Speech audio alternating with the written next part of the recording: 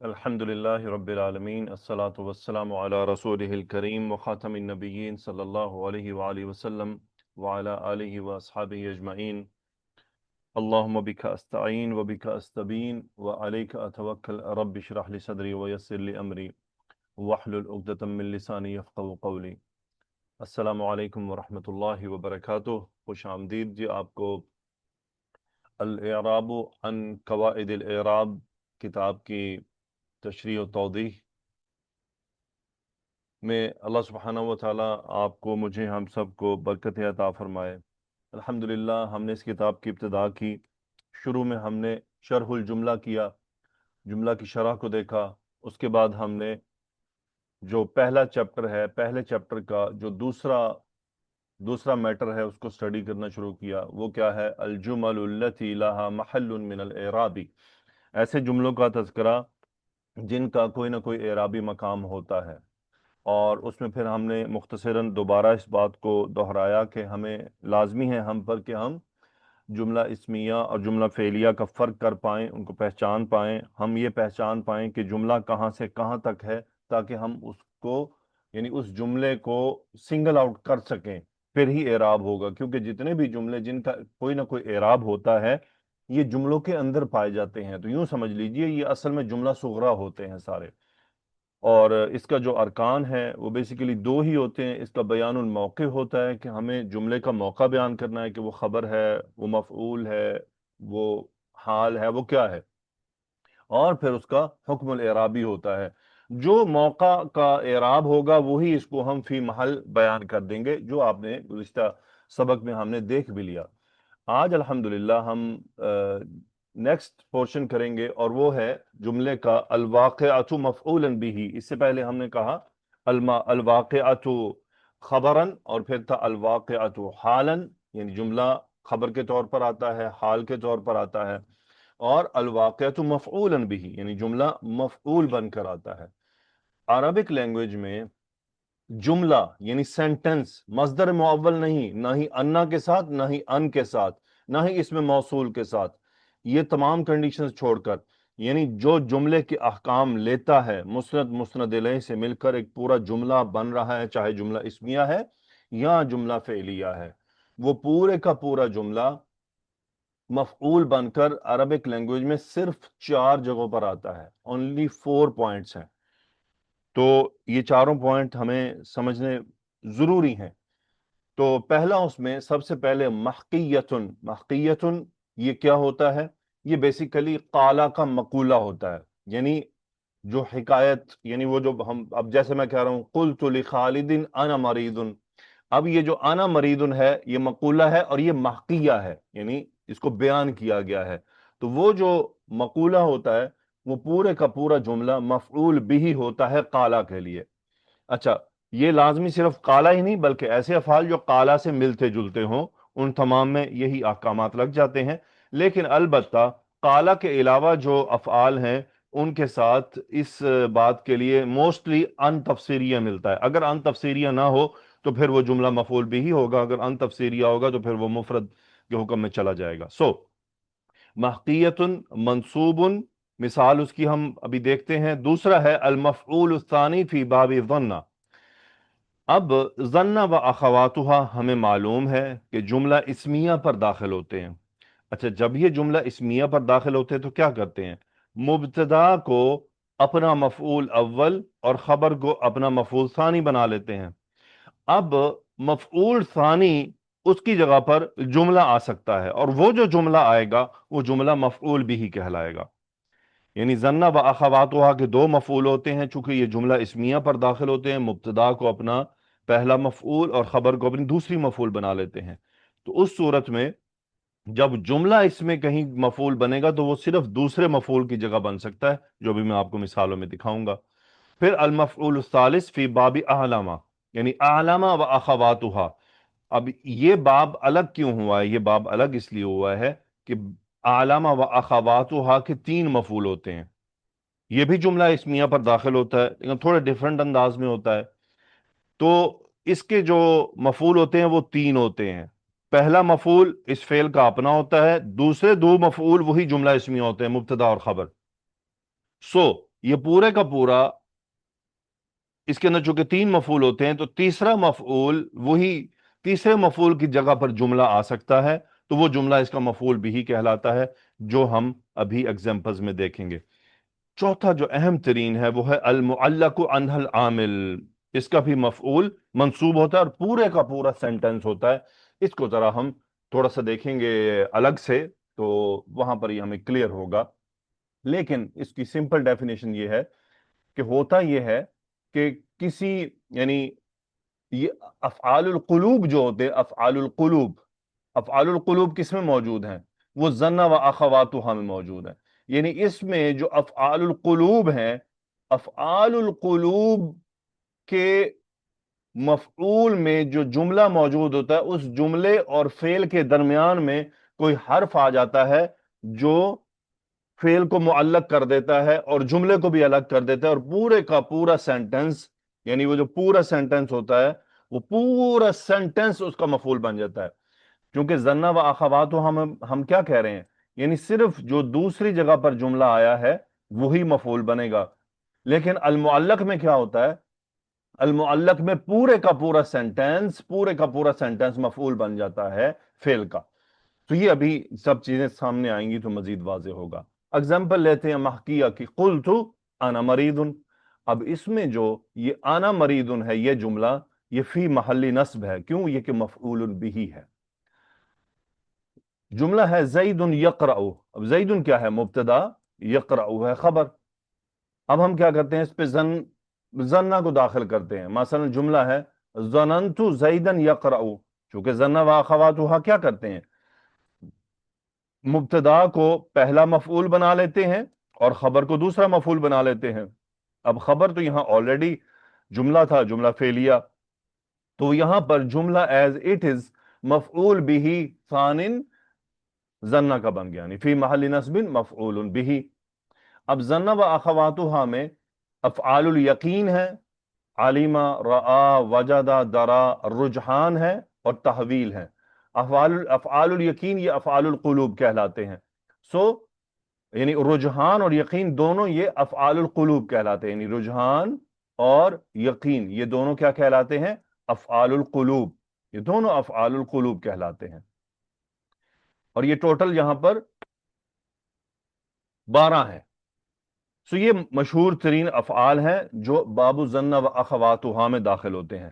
اب یہ افعال جب بھی آپ کو کہیں نظر آئیں لکھے ہوئے اور اس کے بعد 2 مفعول ہوں، اس کے بعد کتنے ہوں؟ 2 مفعول ہوں، اور 2 مفعول ہونے کو آپ یہ بات یقین کر لیجئے گا کہ یہ باب الظن و اخواتها میں سے ہیں۔ اور اگر ایک مفعول ہو تو اس کا مطلب ہوگا کہ یہ پھر ظن و اخواتها کے میننگ میں نہیں آیا، پھر یہ ڈیفرنٹ میننگ میں آیا ہے۔ مثلا اگزامپل ہے، اب رآ 2 طرح ہوتا ہے، ایک بصری ہوتا ہے، ایک قلبی ہوتا ہے۔ اگر رآ کا مفعول ایک ہوگا تو پھر بصری ہوگا۔ میں کہتا ہوں رأیت الکتاب، اب یہاں پہ کیا ہوا؟ الکتاب ایک مفعول آیا ہے، میں نے کتاب دیکھی۔ اب یہاں پہ رآ بصری ہے، ظن و اخوات میں سے نہیں ہے۔ لیکن اگر قلبی ہوگا تو جملہ کیا ہوگا؟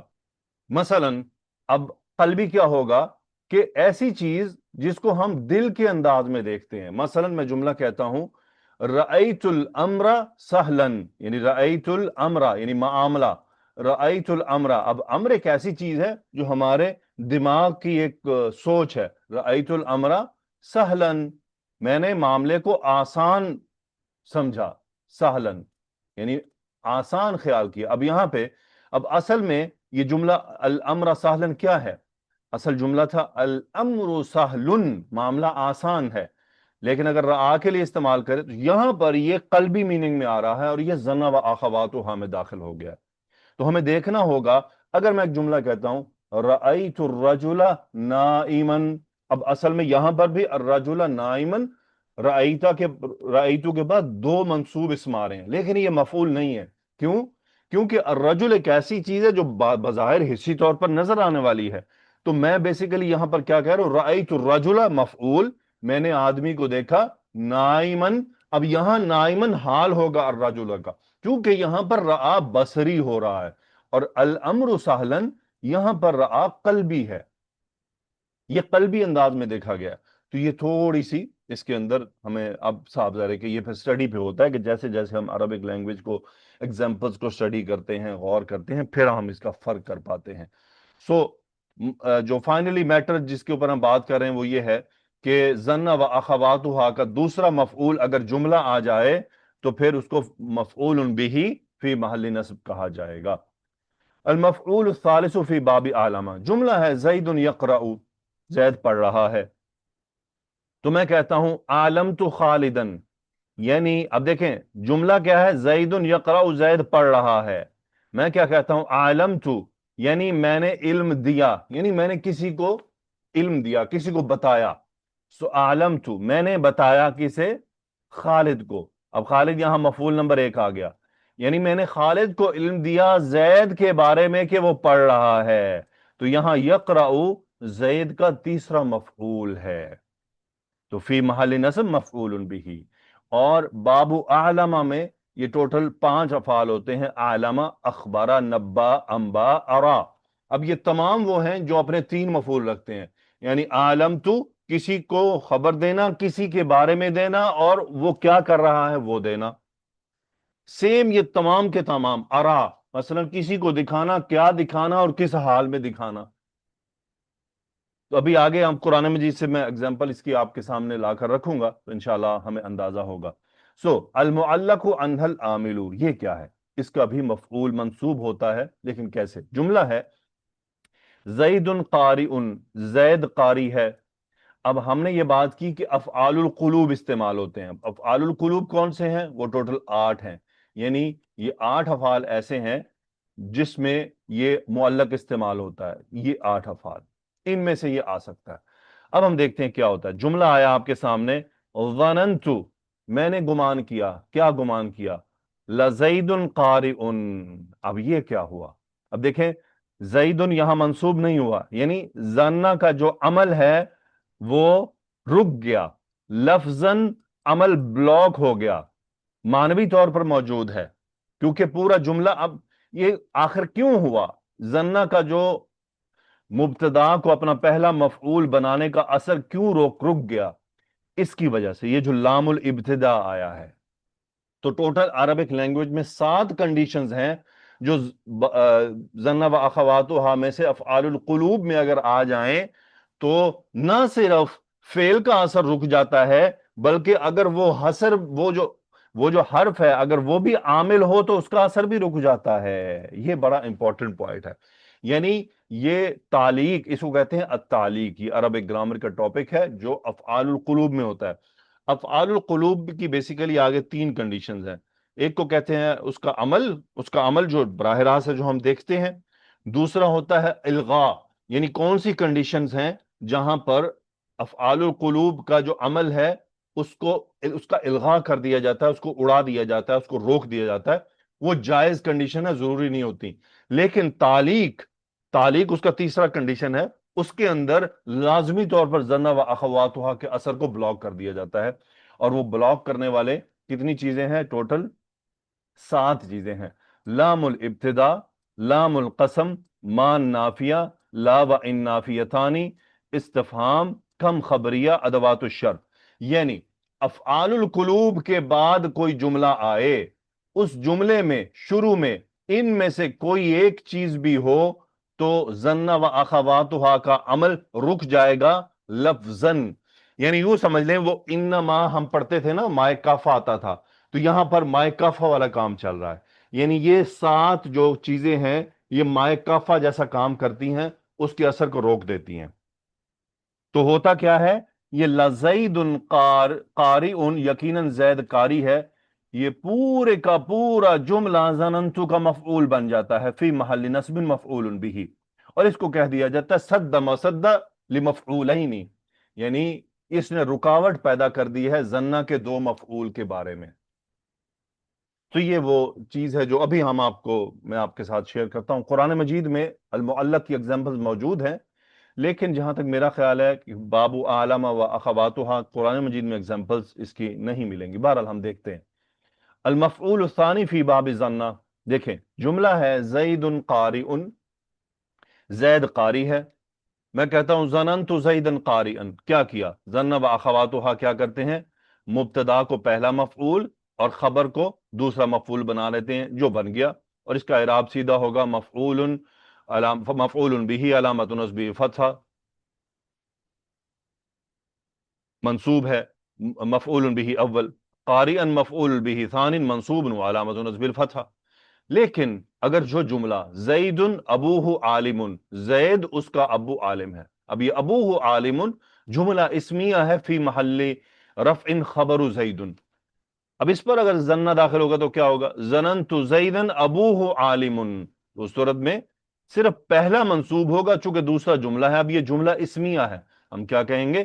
فی محل نصب مفعول به۔ اگر ہم اس میں جملہ فعلیہ لے آئیں، زید یقرأ، ظننت زیدن یقرأ، جملہ کیا ہوا؟ فی محل نصب مفعول به۔ یہاں آتے ہیں زید عالم، زید عالم ہے، میں اس کو عالم و اخواتها لے کر آتا ہوں، علمت خالدا زیدا عالما، میں نے خالد کو خبر دی کہ زید ایک عالم ہے۔ دیکھیں یہ تین مفعول ہو گئے۔ یاد رکھیے میرے بھائیوں بہنوں، یہ جو عالم و اخواتہ ہے یہ اسپیشل چیپٹر ہے، جب بھی اس کے بعد آپ کو تین مفعول ملیں تو لازمی ہے کہ یہ تین مفعول براہ راست ہوئے اس کے، اور یہ عالم و اخواتہ میں سے ہے۔ اب چونکہ یہ تینوں مفرد اسماء ہیں تو تینوں منصوب ہیں، منصوب ہونے کی علامت اپنی اپنی موجود ہے۔ اب ہم یہاں خبر پر ایک جملہ لے کر آتے ہیں، جملہ اسمیہ، زید ابوہ عالم، اس پر باب عالمہ سے داخل کرتے ہیں، کیا ہوا؟ علمت خالدا زیدا ابوہ عالم، میں نے خالد کو خبر دی کہ زید کے ابو عالم ہیں، بھی ہے وہ جملہ۔ اب یہاں پر ابوہ عالم جملہ اسمیہ فی محل نصب مفعول به الثالث، زید یدرس، اب جملہ فعلیہ لے آئے ہیں، علمت خالدا زیدا یدرس، میں نے خالد کو خبر دی زید کے بارے میں کہ وہ پڑھ رہا ہے، فی محل نصب مفعول به۔ یہ تو ہماری جو بات مکمل ہوئی المفعول الثانی فی باب الظنہ اور المفعول الثالث فی باب اعلمہ، اور ہم نے ماہ کیا ویری سمپل ہے، قال یقول اور قل کے بعد جب بھی آپ کو جو جملہ ہے اس جملہ کی تحدید کرنی ہے، ہو سکتا ہے وہ جملہ 3-4 آیات پر ہو، مقولہ دیکھیں گے وہ جہاں تک ہوگا پورا مفعول ہوگا۔ اسی طرح رسول اللہ صلی اللہ علیہ وسلم کی احادیث، یعنی مثلا کہتے ہیں قال رسول اللہ صلی اللہ علیہ وسلم، پھر حدیث شروع ہوتی ہے، جہاں تک صحابی کی بیچ میں بات نہ آئے تو پوری کی پوری حدیث مفعول به یعنی مقولہ کہلائے گی، کالا کا۔ اوکے جی، یہ ذرا تعلیق کو ہم دیکھ لیں، یہ کیا ہے؟ اس میں کیا ہوتا ہے؟ المعلق عنہ العامل، ہمارے پاس ٹوٹل چیزیں ہیں 7، لام الابتدا، لام القسم، مان نافیہ، لا اور ان نافیتانی، استفہام، کم خبریہ، ادوات الشرط۔ اب جملہ دیکھتے ہیں، جملہ ہے ظننت لزید قارئ، اب یہاں لزید قارئ یہ پورے کا پورا جملہ فی محل نصب مفعول به۔ آگے ہے لام القسم، اب یہ ایک شعر ہے، وَلَقَدْ عَلِمْتُ لَتَأْتِيَنَّ مَنِيَّتِي، اب دیکھیں یہاں پر تأتین منیتی، یہ لام کیا ہے؟ یہ لام جواب قسم آیا ہے، کیوں قسم؟ پیچھے ایک بات جواب قسم موجود ہے تو ہمیں پتہ ہے کہ بات قسم سے شروع ہے، واللہ لقد علمت واللہ لتأتین منیتی، یعنی میری جو خواہشات ہیں وہ ضرور آنے والی ہیں، پوری ہو کر، منیت خواہشات، تو تأتین۔ اب یہاں پر یہ پورا جملہ، یہ پورے کا پورا جملہ، اب دیکھیں یہ پورا جملہ بیسیکلی فعل مضارع ہے تأتین، اور مضارع مؤکد ہے، تاکید ہوئی ہے، اس کی تاکید کی، اس کے اندر شرط موجود ہے کہ پیچھے قسم ہے، تو لَتَأْتِيَنَّ مَنِيَّتِي وَلَقَدْ عَلِمْتُ۔ اب یہ پورا جملہ اگر ہم لام ہٹا دیں تو یہ مفعول نہیں بن سکتا علمتو کا، کیونکہ علمتو کا جملہ اکیلا مفعول نہیں بنے گا کبھی بھی، تو اس کو مفعول بنانے کے لیے کوئی نہ کوئی چیز چاہیے ہوتی ہے، یعنی ظن و اخواتھا میں تو بن سکتا ہے جب ہم اس کو ان میننگ میں استعمال کرتے ہیں جب وہ جملہ اسمیہ پر داخل ہو، لیکن یہ تو جملہ فعلیہ براہ راست، مثلا تأتین منیتی، اب یہاں تأتین منیتی براہ راست علمتو کا مفعول نہیں بن سکتا، تو یہ لام جو آیا جواب و قسم، اس نے وہ کام کیا کہ اس پورے جملے کو علمتو کا مفعول بننے کی کنڈیشن دے دی، تو فی محل نصب مفعول به کہلائے گا یہ جملہ، یا پھر ان مصدریہ لے کر آئیں، لیکن چونکہ یہاں پر لام قسمیہ موجود ہے، لیکن وہ جو ان مصدریہ آتا ہے تو ان مصدریہ کی صورت میں جملہ مفرد کا حکم لیتا ہے۔ اب یہاں دیکھتے ہیں یہ ما نافیہ، یہاں کچھ اور آپ کو ڈیفرنٹ ملے گا، وہ کیا؟ لقد علمت ما هذا الطالب جدید، غور کریں، ما نافیہ خبر کو منصوب کرتا ہے لیکن یہاں منصوب نہیں ہوئی، تو ہوتا یہی ہے، اس کو کہتے ہیں التعلیق۔ یہ تعلیق کا عمل کہلاتا ہے۔ اس تعلیق کے عمل میں نہ صرف فعل کا اثر رکتا، اب دیکھیں یہ اصل میں جملہ اسمیہ ہے، جملہ کیا ہے؟ هذا الطالب جدید، اگر میں ماں کو ہٹاؤں تھوڑی دیر کے لیے تو جملہ کیا بنتا ہے؟ علمت هذا الطالب جدیدا، یہ جملہ بنے گا، چونکہ افعال القلوب جملہ اسمیہ پر داخل ہوتے ہیں، مبتدا کو اپنا پہلا مفعول اور خبر کو دوسری مفعول بنا لیتے ہیں، لیکن یہاں معلق ہو گیا معاملہ، کیوں؟ مان نافیہ آ گیا۔ مان نافیہ کے آنے سے نہ صرف فعل کا ایفیکٹ رکا بلکہ مان نافیہ کا اپنا جو اثر ہے وہ بھی بند کر دیا گیا۔ اب آپ یہ کہیں تو پھر ہمیں کیسے پتا چلے گا کہ یہ مان نافیہ ہے، یہ مان اسم موصول ہے؟ بالکل ہمیں پتا چل جائے گا، کیونکہ ہمیں یہ پتا چل چکا ہے کہ پیچھے افعال القلوب ہیں، اور افعال القلوب کے بعد آنے والا ما نافیہ ہوتا ہے، اس کے علاوہ اور کوئی ما نہیں ہوتا، تو اس لیے ہمیں کسی قسم کی التباس کی کوئی بھی صورتحال ہمارے سامنے موجود نہیں ہے۔ لیکن ہم تھوڑی دیر کو سوچ لیں کہ اگر یہ اس کو منسوب کر دے، جملہ بن جائے لقد علمت ما هذا الطالب جدیدا، اگر یہ یوں ہو جائے تو یہاں پر التباس کا خطرہ موجود ہے۔ سمجھنے والا سمجھ سکتا ہے کہ یہ جدیدن یہاں مفعول بن رہا ہے علمت کا، لیکن وہ کنفیوز ہو جائے گا، ما هذا الطالب، اب یہاں وہ ما کو ما استفہامیہ سمجھ سکتا ہے، تو یہ گڑبڑ ہو جائے گی۔ یہ جو ایفیکٹ روکے گئے ہیں نا، اس روکنے کی وجوہات ہیں، بلا وجہ نہیں روکے گئے ہیں۔ تو یہاں پر اصل میں کیا ہو رہا ہے؟ پورے کا پورا جملہ یہ مفعول بھی بن کر آیا ہے۔ مثلا ایک اور ایگزامپل ہے، علمت واللہ لا زید فی الدار ولا امر، اب یہاں کیا ہوا ہے؟ لا نافیہ داخل ہو گیا ہے، اور لا نافیہ داخل ہونے سے زید فی الدار ولا امر، یہ پورے کا پورا جملہ مفعول بھی علمت بن گیا ہے۔ زید اسم اللہ ہے، فی الدار خبر اللہ ہے، لیکن یہاں پر اس کا اعراب ایسے نہیں کیا جاتا، یہاں پر یہ کہا جائے گا ما نافیہ هذا الطالب مبتدا جدید الخبر، بس، اور یہاں پر ہوگا لا حرف نفین زید مبتدا فی الدار خبر، اس طرح سے اس کا اعراب ہوگا، تو پورا جملہ فی محل نصب مفعول بھی۔ اگر استفہام آ جائے مثلا اعلم، میں جانتا ہوں، این انت ذاہب، تم کہاں جانے والے ہو، اب یہ دیکھیے یہ جملہ این انت ذاہب، یہ پورے کا پورا جملہ فی محل نصب مفعول بھی ہو گیا ہے۔ اگر اینا کو ہٹائیں تو جملہ کیا بنتا ہے؟ چونکہ جملہ اسمیہ ہے، اعلمک ذاہبا، میں جانتا ہوں تم جانے والے ہو، لیکن اینا آیا، اینا نے اعلم کے اثر کو بلاک کر دیا، اس کا اثر آگے نہیں گیا، اور پورے کا پورا جملہ اعلم کا مفعول بن گیا۔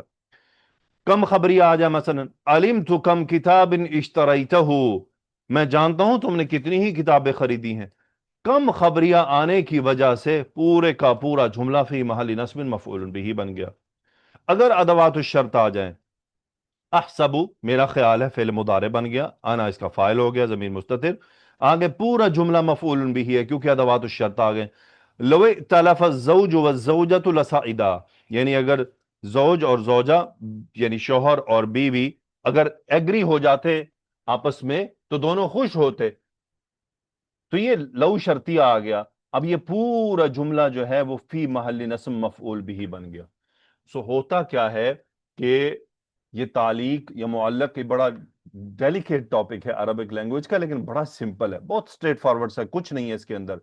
یہ 7 چیزیں ہمیں یاد ہونی چاہیے، لام الابتداء، لام القسم، مان نافیہ، لا النافیتان، استفہام، کم خبری، ادوات الشرط، اگر یہ افعال القلوب کے بعد جملے میں ملیں تو پورا جملہ مفعول بنے گا۔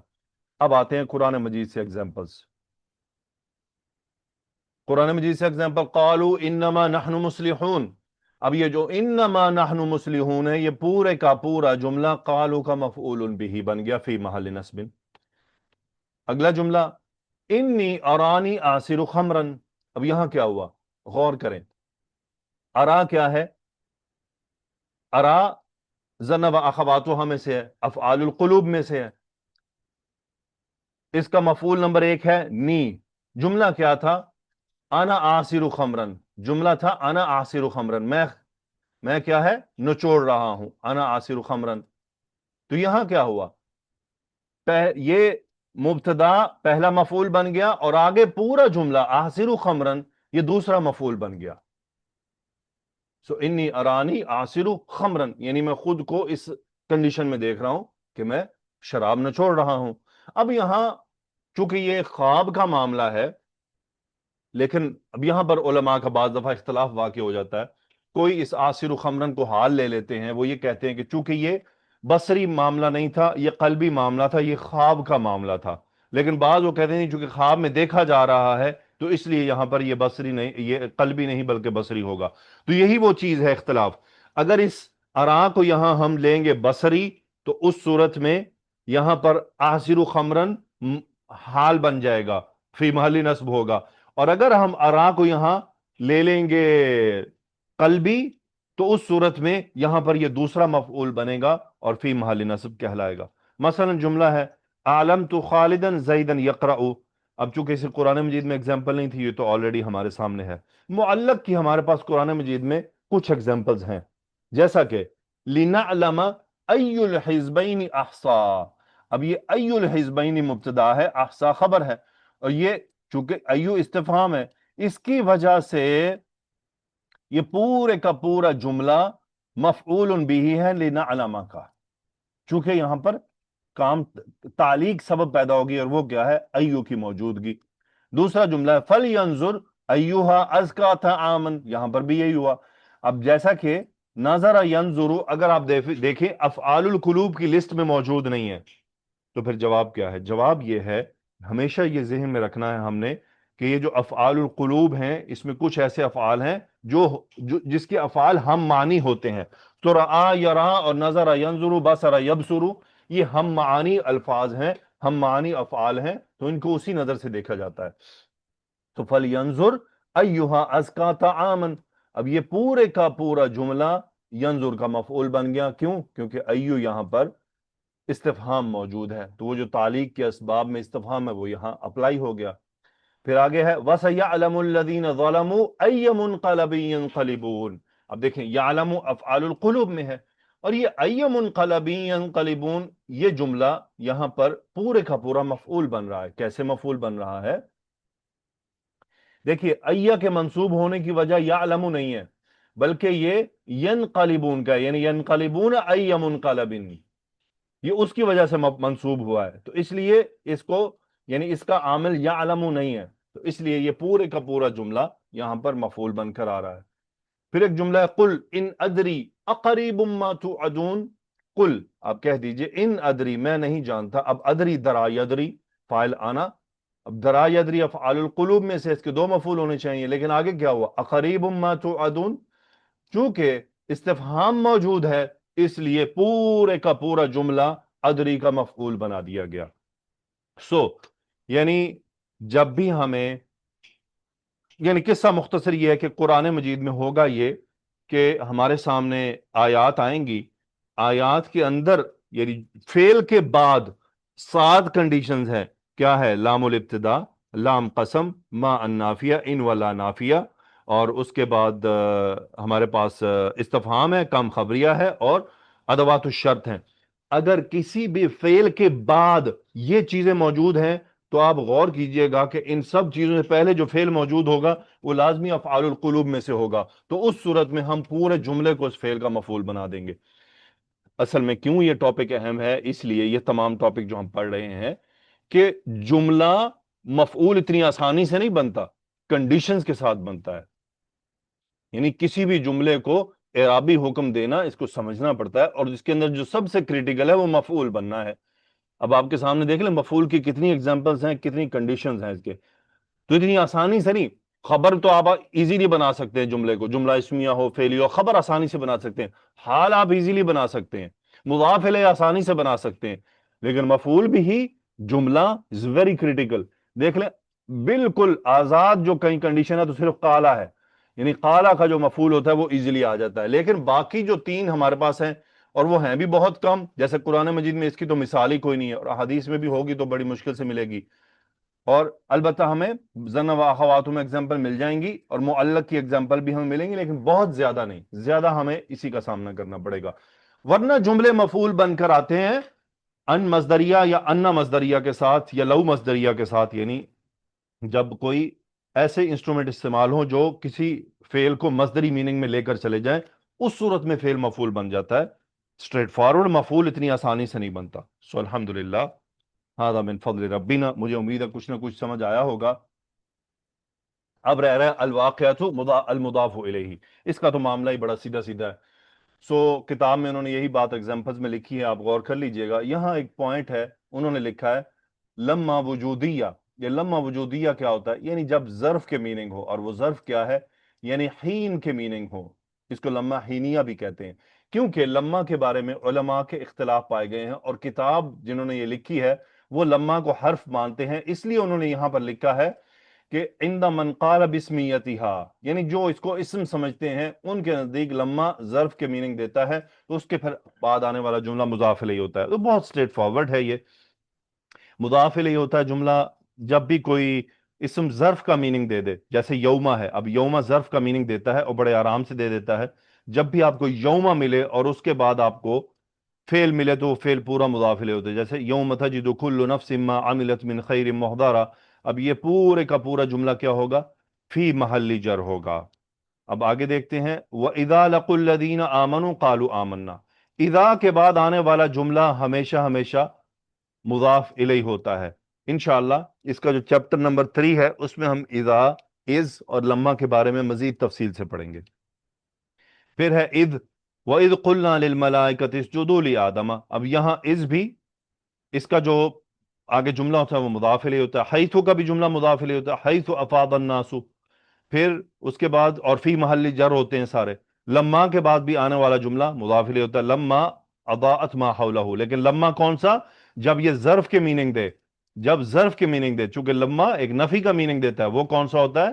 وہ جوازم میں چلا جاتا ہے، یہ وہ جوازم میں چلا جاتا ہے، وہاں ایسا نہیں ہوتا جب یہ ظرف کے میننگ دے۔ تو انشاءاللہ جو چیپٹر نمبر 3 ہے اس کتاب کا، اس میں یہ جو چاروں ہیں یہ تفصیل سے آئیں گے دوبارہ، کہ اذا کے کتنے استعمالات ہیں، از کے کتنے استعمالات ہیں، لما کے کتنے استعمالات ہیں، حیثو کے کتنے استعمالات ہیں، تمام قرآن مجید کے ایگزامپل کے ساتھ وہاں ہمارے سامنے مزید واضح ہو جائیں گے۔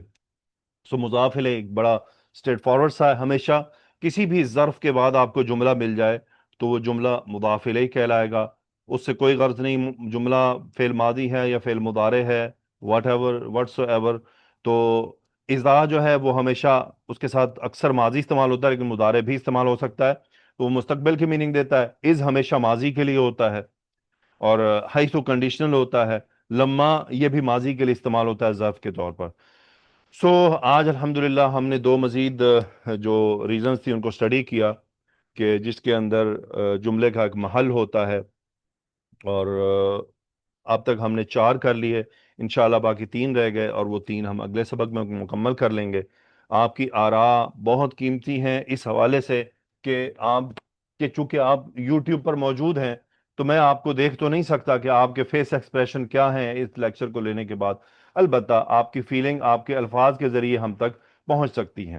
ہاں ایک رہ گیا بینما، بینما قرآن مجید میں موجود نہیں ہے، بینما کے بعد بھی آنے والا جملہ مضاف الیہ کہلاتا ہے، احادیث میں یہ کہیں کہیں مل جاتا ہے کہ بینما نحن عند رسول اللہ صلی اللہ علیہ وسلم ذات یومین، یعنی اس دوران کے جب ہم رسول اللہ صلی اللہ علیہ وسلم کے ساتھ ایک دن بیٹھے ہوئے تھے۔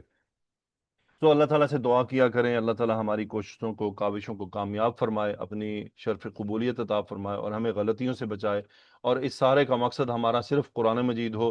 اور چونکہ آپ، میں، ہم سب قرآن مجید کے طالب علم ہیں، نہ تو ہم نے عربی کتابیں لکھنی ہے، نہ ہم نے شاعری لکھنی ہے، نہ ہم نے شاعری کی تشریح کرنی ہے، اس لیے ہمارا غرض تو صرف جو ہے وہ قرآن مجید ہے۔ اللہ تعالیٰ سے دعا ہے کہ اللہم تقبل منا انکا انت السمیع العلیم وتب علینا انکا انت التواب الرحیم، آمین یا رب العالمین۔ السلام علیکم ورحمۃ اللہ وبرکاتہ۔